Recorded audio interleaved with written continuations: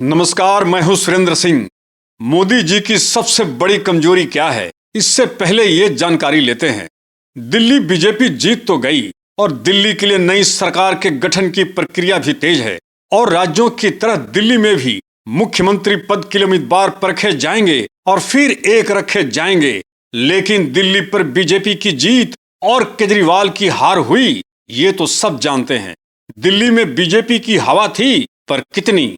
दिल्ली की चुनौती अन्य राज्यों की तरह है नहीं, न आगे होने वाली है।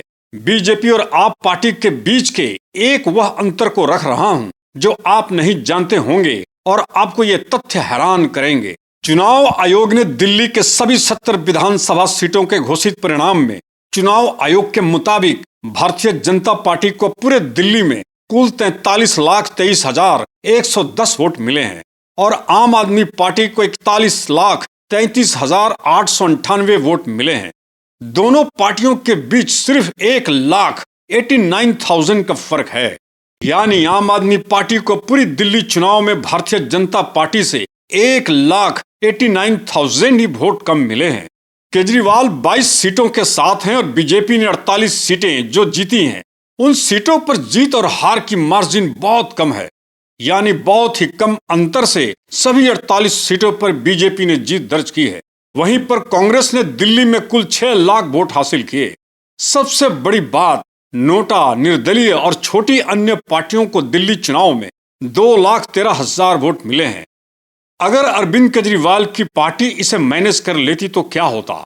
बीजेपी की 48 सीटें नहीं दिखाई देती और अगर बीजेपी ने भी और मेहनत से मैनेज कर लेती तो केजरीवाल की पार्टी साफ हो गई होती। बीजेपी की हवा थी, पर इतनी तेज भी नहीं। अंतर वाली मार्जिन की बीजेपी को याद रखनी चाहिए। केजरीवाल की हार तो हुई है, लेकिन प्रतिद्वंदी को थोड़ी चोट है। वह बिल्कुल चोटिल और अचेत अवस्था में नहीं है। आंखें खुली हुई हैं, उठ खड़े होने में देर नहीं लगेगी। समय और परिस्थिति किस स्थिति में करवट बदल लिया कोई नहीं जानता, और यह मार्जिन बीजेपी ने अनदेखी की तो बीजेपी को भारी नुकसान हो सकती है। और फिर केजरीवाल पार्टी लौट कर आती है तो उनकी रणनीति इस बार काफी संगठित होगी। दूध का जला छाछ भी फूंक फूंक कर पीता है और केजरीवाल को पछाड़ना मुश्किल ही नहीं, नामुमकिन हो जाएगा। जिस तरह इमरजेंसी और जेल गई इंदिरा गांधी जनता दल की प्रचंड जीत के बाद भी जनता दल टूटा, तो वही इंदिरा, वही लोकतंत्र ने जबरदस्त जीत के साथ इंदिरा को लौटाया।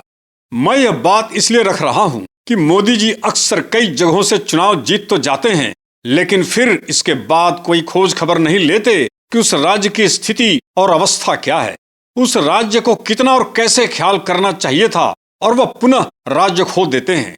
उदाहरण के तौर पर महाराष्ट्र है, झारखंड है, हिमाचल है, राजस्थान है, कर्नाटक है, बिहार है। आपको महाराष्ट्र का याद दिला दूं कि यंग देवेंद्र फडणवीस को मुख्यमंत्री बनाए जाने के बाद पूरे 5 साल मोदी जी ने उनके विजन पोर्टफोलियो का कोई जायजा नहीं लिया था और फिर दूसरे टर्म में देवेंद्र फडणवीस यानी बीजेपी की हार हो गई थी। देवेंद्र फडणवीस यंग थे, लेकिन इनके पास कोई पोर्टफोलियो, महाराष्ट्र के प्रति विजन यंग नहीं था। उसी तरह झारखंड में रघुवर दास को मुख्यमंत्री मोदी जी के द्वारा घोषित किए जाने के बाद रघुवर दास के पास कोई जबरदस्त लक्ष्य नहीं था। वही पुराने परंपरागत घिसी पिटी राजनीति के ढांचे पर थे। नतीजा 2019 झारखंड हार गए और दूसरी बार 2024 में भी बीजेपी की वापसी नहीं हुई।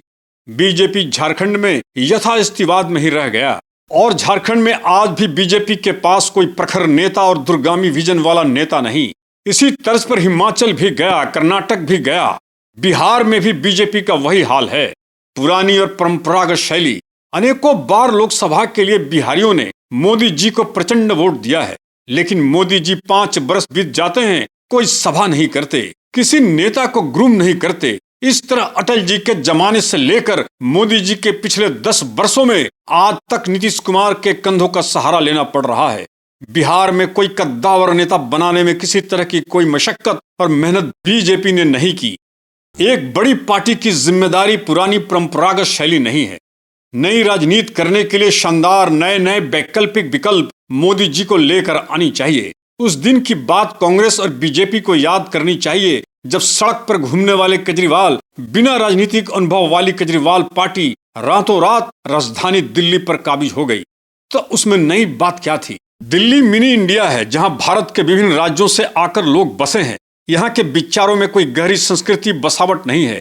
बीजेपी अगर दिल्ली की सबसे अलग एक नई वैकल्पिक राजनीति, अंतर्राष्ट्रीय मॉडल नहीं परोसेगी, स्मार्ट मुख्यमंत्री नहीं रख पाए, या फिर निर्वाचित 48 एमएलए विधायक शानदार बॉलिंग बैटिंग नहीं करते हैं, तो आगे यहाँ बीजेपी के भविष्य बताने की आवश्यकता नहीं है कि क्या होगा।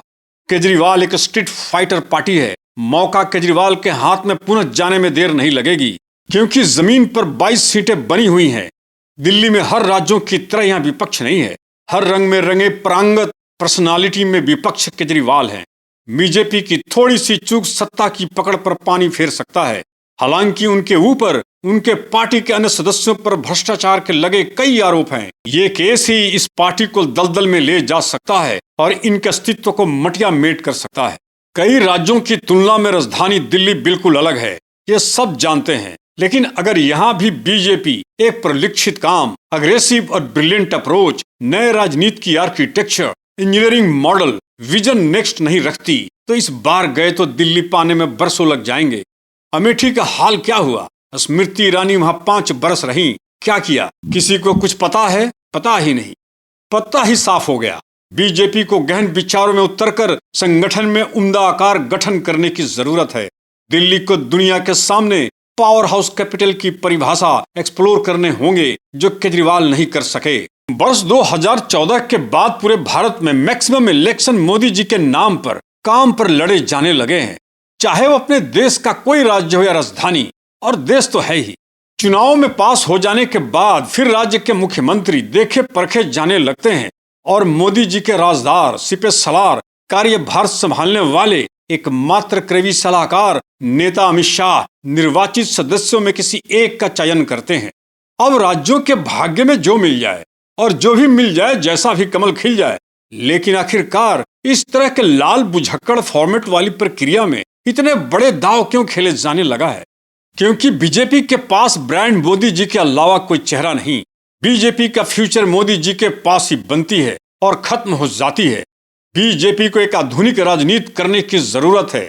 देश को लाइन और लेंथ पर लाने के लिए लाखों प्लानर प्लॉट करने की जरूरत है। सिर्फ ब्रांड मोदी बनकर नहीं, पूरी फायर ब्रांड बीजेपी बनकर देश के सामने अद्भुत रॉकेट साइंस रखने की जरूरत है। दुनिया के पावरफुल फास्ट ट्रैक टैलेंट को अडॉप्ट करने की जरूरत है। तब तो कोई बात है।